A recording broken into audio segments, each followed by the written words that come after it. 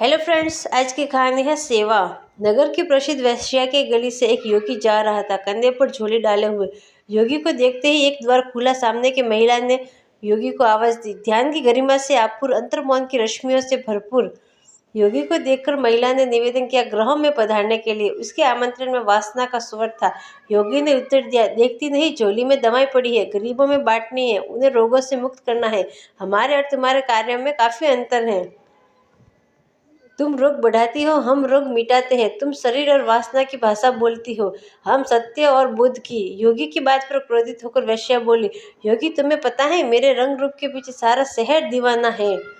मुझे पाने के लिए वह अपने जीवन की भरपूर धन संपदा लुटाने को तत्पर रहते हैं। मैं स्वयं को तुम्हारे आगे समर्पित कर रही हूँ और तुम इनकार कर रहे हो। योगी ने कहा, मुझे तुम्हारा निमंत्रण स्वीकार है, परंतु अभी नहीं। मैं आऊँगा और जरूर आऊँगा। कहते हुए योगी चला गया। समय बीतता गया, महिला वृद्ध हो गई। अब उसे पाने के लिए कोई नहीं आता था।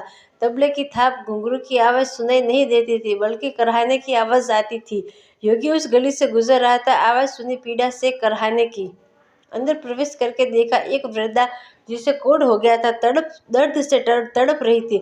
योगी ने कहा, मैं आ गया हूँ, कहा था ना मैं आऊँगा। योगी ने झोली खोली, उसके घाव साफ किए, दवा लगाई और कहा, चिंता न करो, जल्द ठीक हो जाओगी। संन्यास लेने से पूर्व योगी डॉक्टर था।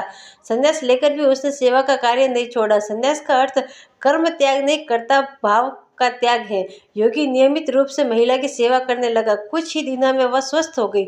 जो कभी सुख के पीछे भागती थी, आज योगी की कृपा से आनंद में जाग रही है। इस शरीर की दो संभावनाएं हैं। यदि सुख लोलुपता में बह गया तो सुख के बाद दुख का नरक झेलना पड़ेगा, और यदि सेवा का सूत्र मिल गया तो जीवन स्वर्ग की सुगंध से आपूर हो जाएगा।